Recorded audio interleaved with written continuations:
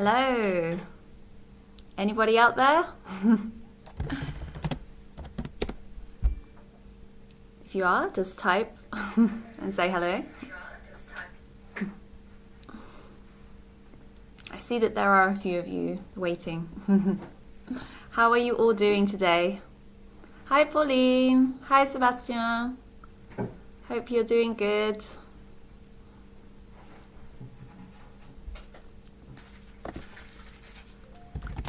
Is it sunny where you are? So I'm in Paris, so it's sunny today. I'm great today. Like I said, the weather is sunny, so it puts you in a good mood. I hope you are well as well. But yes, summer is here finally.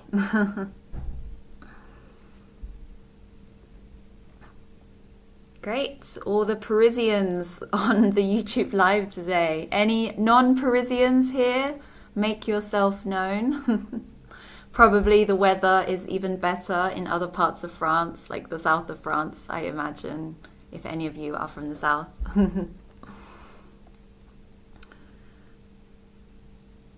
Okay, so let's get started on today's topic. So we're going to be talking about false friends.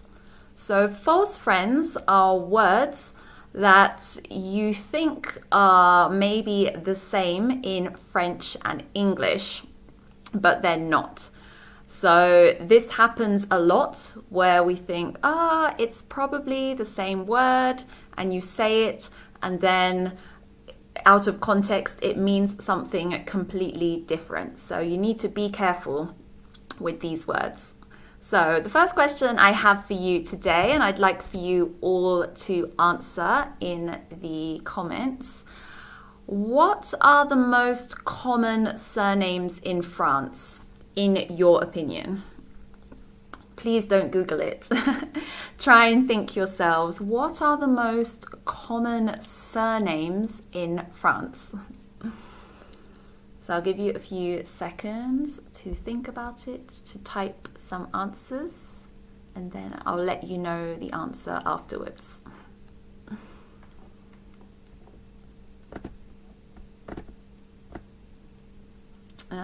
So Pauline says Martin, I guess, or if I want to say it in the English way, Martin. Sebastian Dupont. Good answer, yes. Great, nice. So it seems that you guys understood the title very well.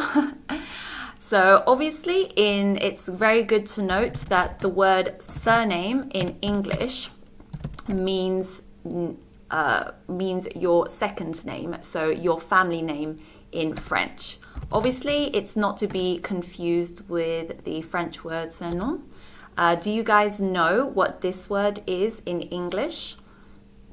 So for example, my name is Vanessa, so often to make it shorter, people sometimes call me Ness. So what do we call this word in English when you shorten your name or make it cute or nice? Do you guys know the answer to this? Maybe I'll help you out.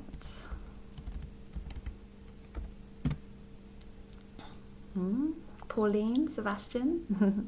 Yes, exactly. Great. Thank you very much, Pauline. So this is a nickname. So it's not to be confused. So great. Thanks very much, Sebastian.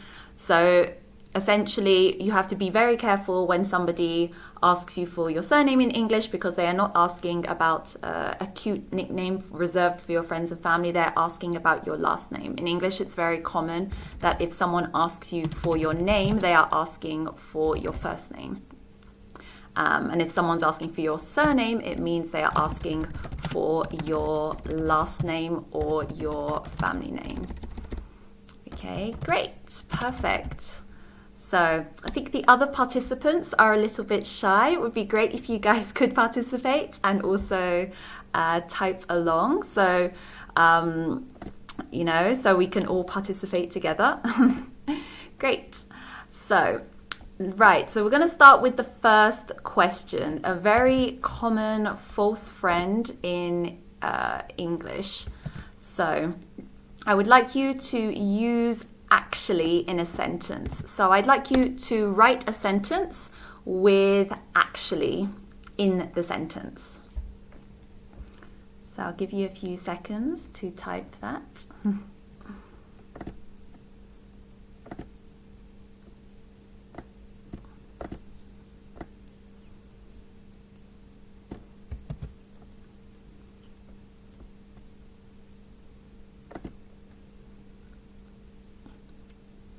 So for anybody who's just joined,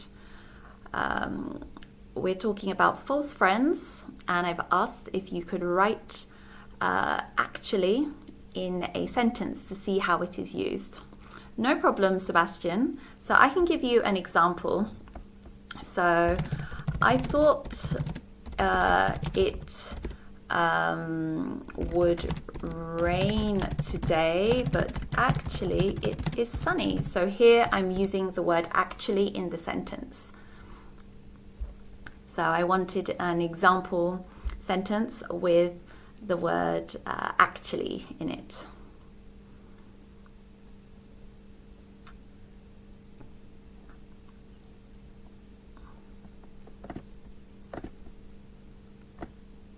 I can give you another example if you like.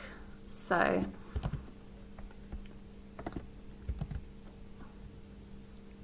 I thought, oh great, thank you very much for that, Sebastian. Actually, I watched the YouTube live. Great. So, this is the false friend. So, in English, when we say actually, it doesn't mean actuellement.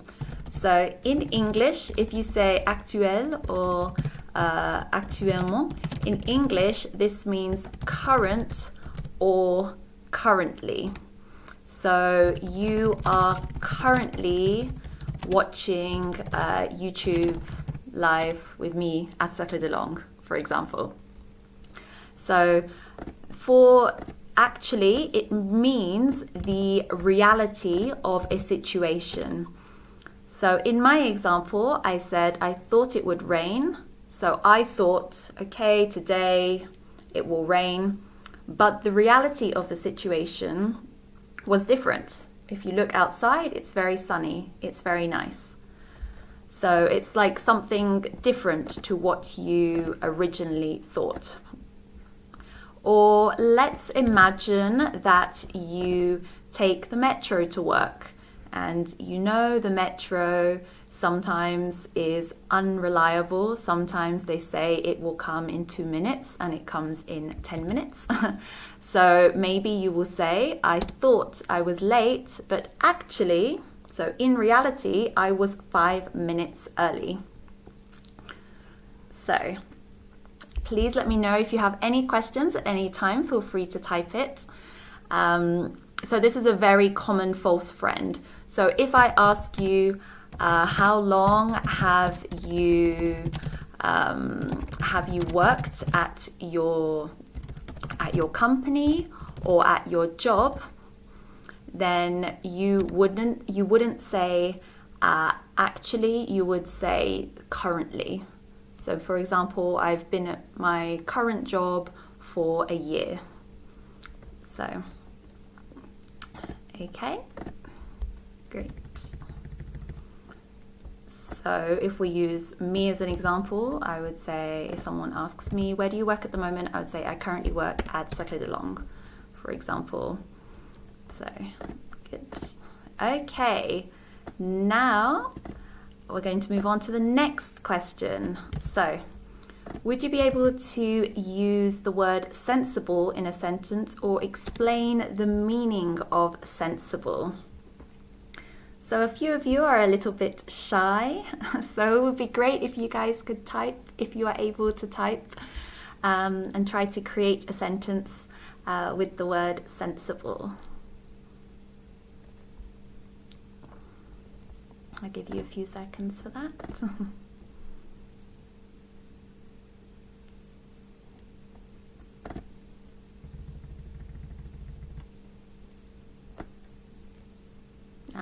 Everyone's feeling very shy today.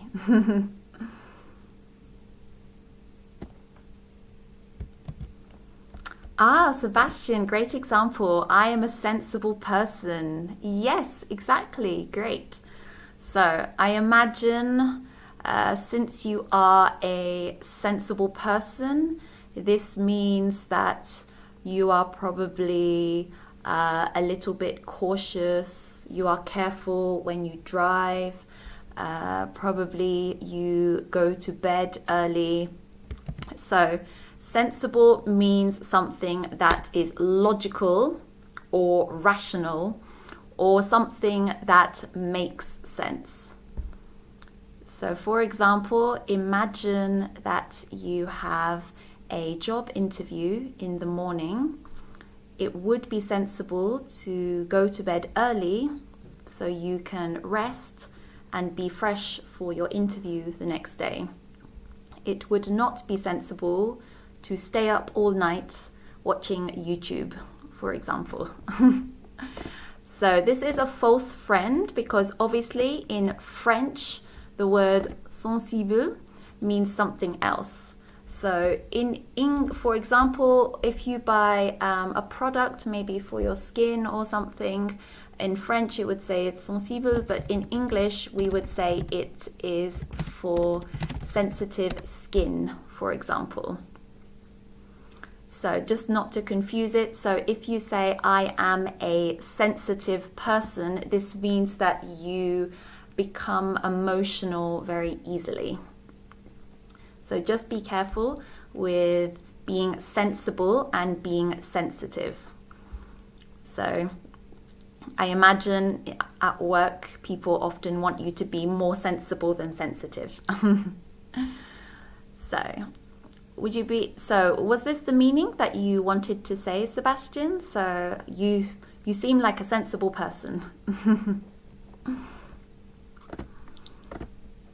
So anybody else, feel free to type any sentences or ask any questions. Yes, exactly. So it's different to the emotion. Yes.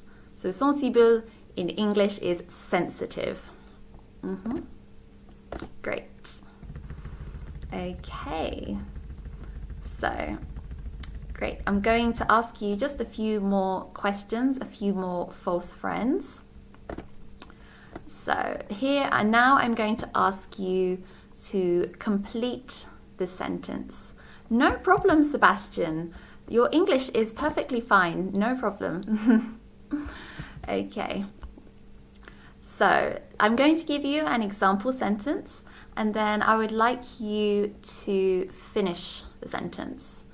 So, when somebody is talking very loudly, what are they doing in English? So if you could finish the sentence. So when somebody talks very loudly, they are... And I would like you to think of a word to complete the sentence. Like I said, the others are feeling a little bit shy today. Feel free to participate and write.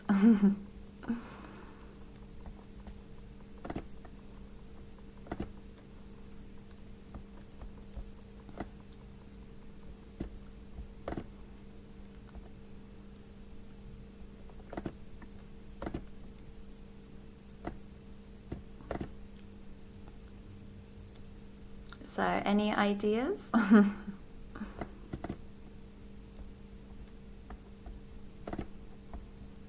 Maybe I will give you a clue in French. They are noisy. Yes, indeed they are noisy. Yes. Good one. So, thank you, Emily. So, if we translate the French word here, how would we translate this into English? Yes, good, Sebastian. Yes, you could say that they are screaming. Yes. Yes, Pauline. You could also say that they are shouting. Good, exactly. So usually in English, we translate crier as to scream or to shout. So we do not translate this as cry because this is something different. This is obviously with tears on your face when water comes out of your eyes. So just be careful when you're talking about somebody who is talking very noisily, that you talk about them either screaming or shouting and not crying. Yes, exactly. Crying is the emotion. Yes, exactly, Sebastian. They could be doing a combination of all of these things. So sometimes they go hand in hand, but people who cry do not always scream or shout. So good, great. So I'm going to give you another sentence now. So I took the train today. A man who worked for SNCF came on the train and he... my ticket. So he said, what is this? So Sebastian says control. Anybody else want to contribute and give their answer?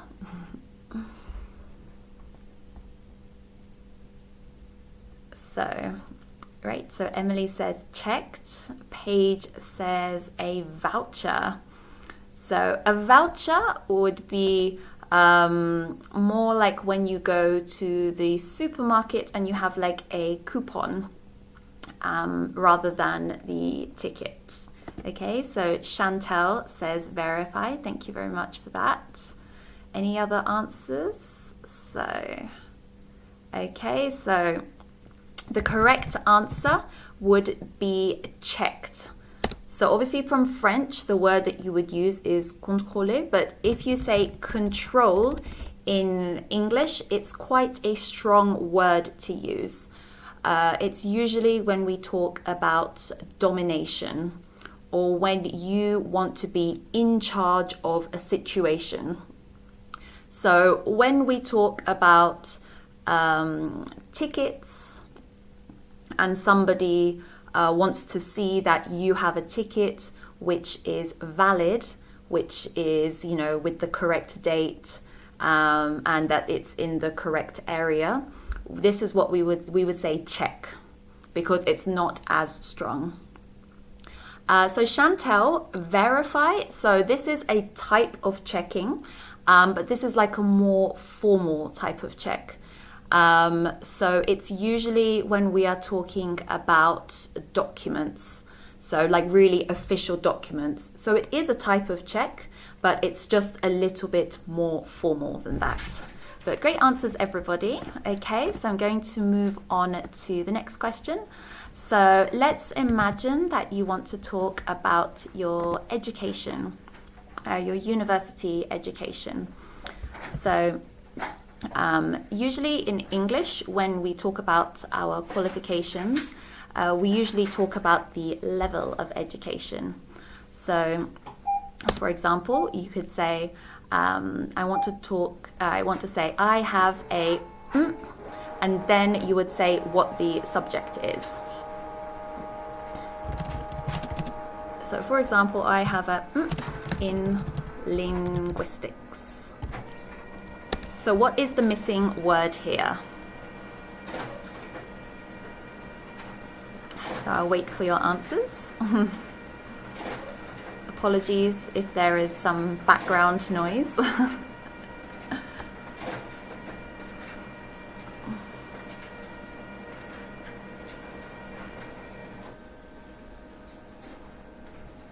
So, any answers? Any ideas?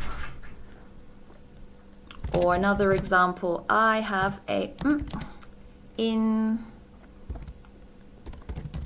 economics. Okay, Pauline says degree, Emily says degree. Yes, exactly. Great.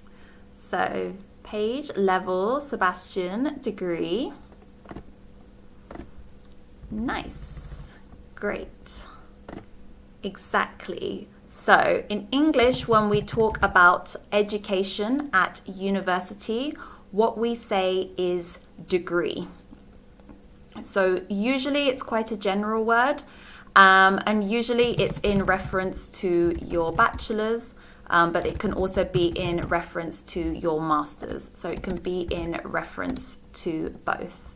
So the one word that you should definitely not use in English, so obviously in French, you might translate it as license, but in English, when we say the word license, the first thing that people think of is a driver's license.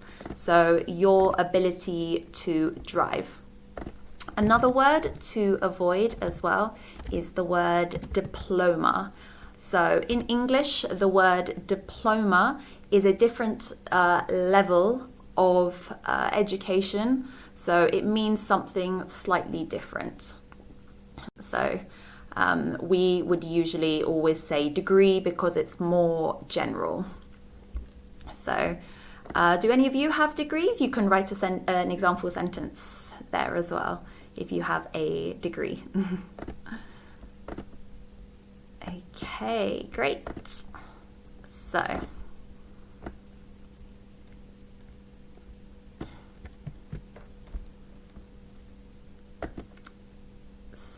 feel free to write any sentences about your education and what you studied before in the past. So while you do that, I'm going to ask you another question. So let's imagine that my boyfriend asked me to marry him and I agreed. So I tell all my friends I am, and then show them the ring. So what is the missing word here?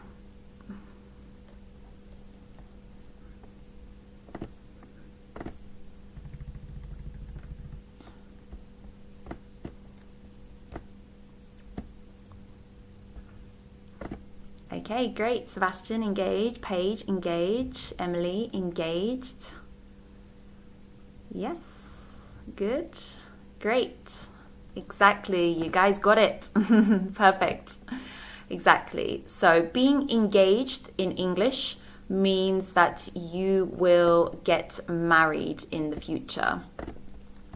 So when we use, so can anybody tell me when we use the word fiancé in English? In what context would we use this word? It's obviously similar, it's related, but not quite the same.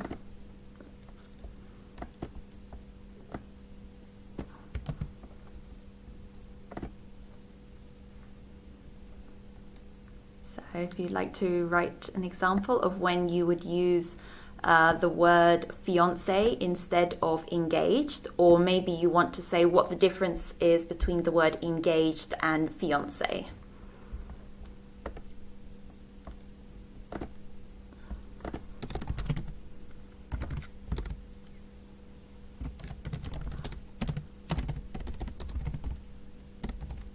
Anybody? Feel free to type.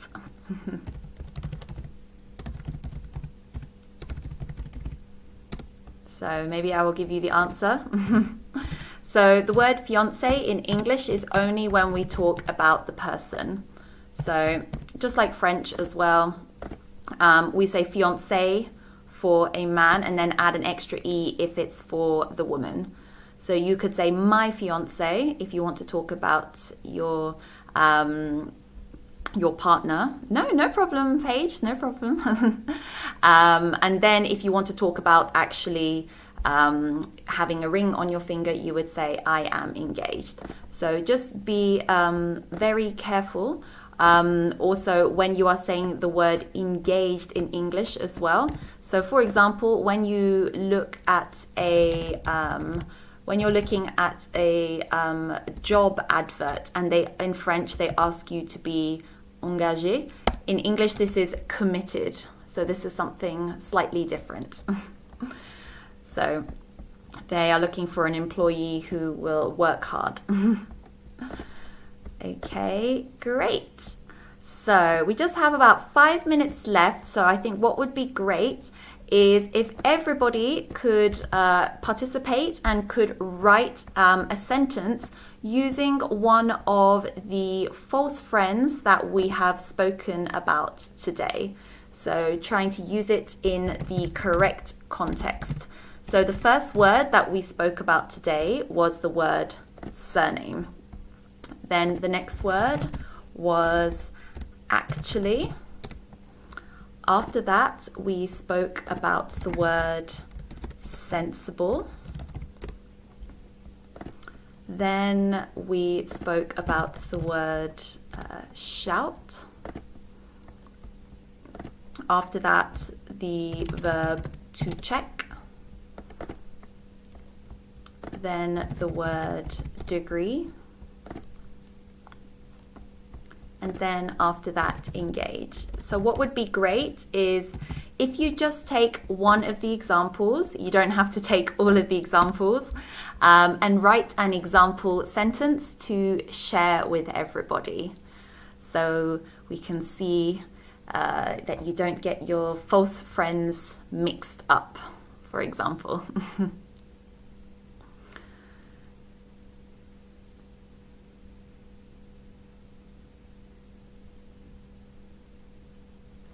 So I can give you an example sentence. So you could say, she is not sensible. She goes to bed late. For example, maybe a person who goes to bed late is not very sensible because they will be tired the next day. So I hope you are all writing example sentences. I'm looking forward to reading them.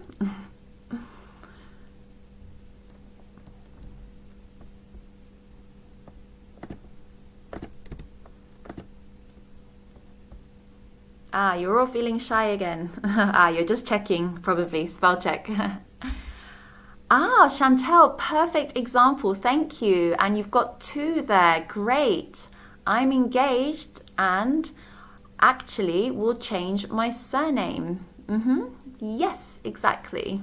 Great, exactly. You've got 3 examples in there, even better, nice. So maybe that's true. So you could say, I'm engaged and I will actually change my surname. Great, thank you very much for that, Chantel. So anybody else got any examples?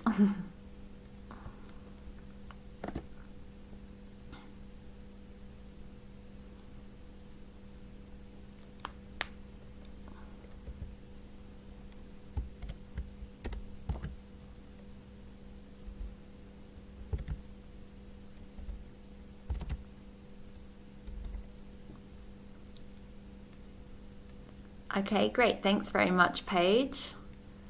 I work to change my degree of English. So you are you have a degree in English. So you want to. If you have a degree in English, this means that you have a qualification in English. So this means that you studied it at university. So yes, so Pauline, you need to write degree on your resume. Is this correct? Yes. Usually in English, we would write degree in, and then we would say whatever subject we studied. That's what we normally write on our resume or CV. So Sebastian, you check your list before the intervention. Yes, exactly. It's really good to check documents before you give them to somebody. So before the YouTube live, I had to check the settings. I had to check that everything worked. So very important to check documents, to check that things work before you use them. Okay, great. So it's time to end for today. Thank you all so much for your participation. So for any of you that have joined that are not students at Cercle de Langues, we are an English training center. We offer lessons remotely, and yes, please feel free to check out our other videos and feel free to check out our website as well, which is cercledelangues.com. And yes, so that's all from me today, and I hope to see you all again next week. So next week we have another exciting topic planned. So we're going to be talking about Anglophone culture. So great. So next week actually will be the bank holidays, so it will be the week after actually. So yes, next week is the national holiday of France. So I hope you all enjoy it. So I'll see you all later. Bye bye.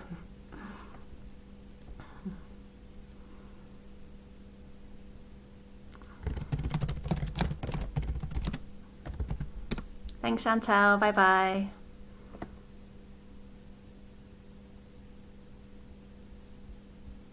Oh, spelling mistake. Weeks.